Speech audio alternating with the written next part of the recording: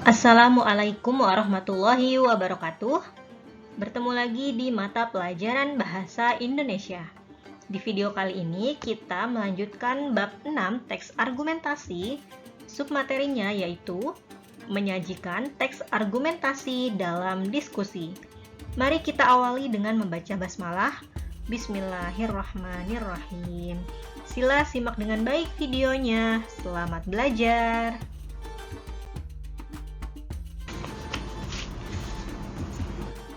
Ya, sebelumnya kita sudah bahas apa itu teks argumentasi. Di video kali ini kita menyajikan argumentasi dalam bentuk diskusi. Jadi, apa itu diskusi? Diskusi adalah bentuk komunikasi interaktif yang melibatkan dua atau lebih orang yang bertukar pendapat, ide, atau informasi untuk membahas suatu topik tertentu. Tujuan diskusi adalah untuk mencari pemahaman yang lebih mendalam, mendapatkan solusi atas suatu masalah, atau mencapai kesepakatan mengenai suatu isu.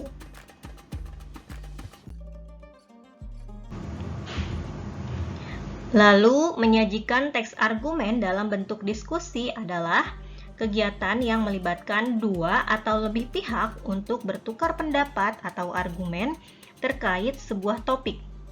Masing-masing pihak menyampaikan sudut pandang yang berbeda, disertai dengan alasan dan bukti yang mendukung, sehingga terjadi interaksi berbagai argumen.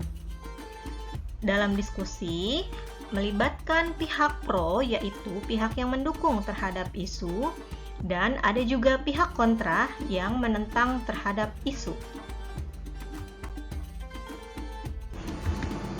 Ya, untuk komponen diskusi, selain ada pihak pro dan kontra yang sudah disebutkan tadi, terdapat juga komponen lainnya, yaitu yang pertama ada moderator. Moderator berfungsi untuk memperkenalkan topik dan memberikan kesempatan kepada pihak-pihak yang berpartisipasi untuk menyampaikan pendapat mereka. Yang kedua, tadi ada pihak pro, yaitu pihak yang mengemukakan argumen yang mendukung topik dengan alasan dan bukti. Sedangkan yang ketiga, pihak kontra, yaitu pihak yang menyampaikan argumen yang menentang dengan alasan dan bukti. Selain itu, ada tanggapan, yaitu pihak yang mendukung atau menentang dapat memberikan tanggapan atas argumen lawan. Terakhir, komponen dalam diskusi juga ada notulis, yaitu seseorang yang merangkum atau menyimpulkan diskusi berdasarkan argumen yang telah disampaikan. Ya, itu adalah komponen dalam berdiskusi. Setelah komponen diskusi lengkap, selanjutnya hal-hal yang perlu diperhatikan dalam diskusi yaitu yang pertama, tujuannya jelas. Ya, tujuan ini apakah kita ingin mencari solusi atau mencapai kesepakatan terhadap topik yang didiskusikan sebelumnya. Yang kedua, moderator yang efektif. Yaitu moderator efektif dalam mengarahkan diskusi agar berjalan lancar dan tidak ada kericuhan. Yang ketiga, partisipasi aktif, yaitu aktif antara pihak pro dan kontra yang saling memberikan tanggapan.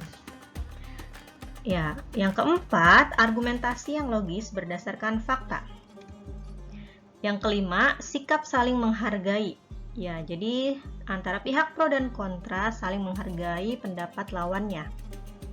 Yang keenam, diskusi yang baik terbuka terhadap pendapat baru. Ya, jadi masing-masing pihak menerima pendapat lawan untuk dipertimbangkan kembali. Nah, lanjut. Yang ketujuh, manajemen waktu yang baik.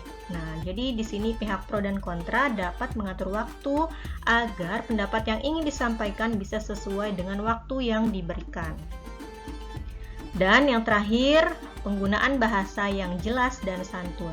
Jadi dalam menyampaikan pendapatnya, pihak pro dan kontra sebaiknya tidak menyinggung pihak lawan atau pihak lainnya.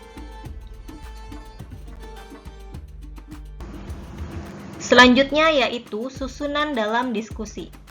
Diskusi yang baik adalah diskusi yang terstruktur dari tahap awal sampai akhir. Berikut ini susunan diskusi. Yang pertama, pembukaan.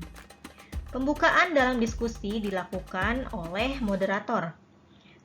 Moderator menyampaikan gambaran tentang diskusi serta memperkenalkan siapa saja yang menghadiri diskusi tersebut. Yang kedua, sambutan. Susunan yang kedua ini, pemberian sambutan dimaksud dari ketua pelaksana diskusi yang telah ditunjuk. Yang ketiga, penyampaian materi.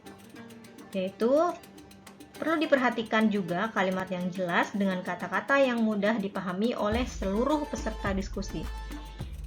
Jika perlu, setiap pihak baik pro dan kontra diberikan catatan materi mengenai hal yang akan didiskusikan. Yang keempat, pembahasan diskusi. Pembahasan diskusi ini berisi tentang penjelasan secara umum atau inti dari diskusi. Poin penting mengenai permasalahan diskusi disampaikan secara terperinci dan detail. Jadi ada pendapat yang disanggah oleh pihak pro ataupun kontra, terdapat di bagian pembahasan diskusi. Dan yang kelima yaitu tanya jawab, yaitu berisi tentang pertanyaan yang diajukan oleh peserta diskusi. Tanya jawab bisa mengenai masalah yang lagi dibahas, baik pihak pro memberikan pertanyaan kepada pihak kontra dan sebaliknya. Dan terakhir, diskusi ditutup dengan simpulan, yaitu pemaparan akhir yang berisi tentang keseluruhan materi atau topik pembahasan diskusi. Disampaikan oleh pihak masing-masing dari pihak pro dan pihak kontra. Ya, itulah susunan dalam diskusi yang baik. Ya, baik, itulah materi kita di video kali ini. Terima kasih sudah menyimak videonya. Mohon maaf jika ada kesalahan penulisan atau penjelasan dari Miss. Semoga bermanfaat ya. Jika ada pertanyaan, sila tulis di kolom komentar. Untuk sumber referensi yang Miss gunakan yaitu buku Bahasa Indonesia kelas 9 edisi Kurikulum Merdeka penerbit Grafindo Media Pratama. Sampai jumpa di materi video selanjutnya. Wassalamualaikum warahmatullahi wabarakatuh.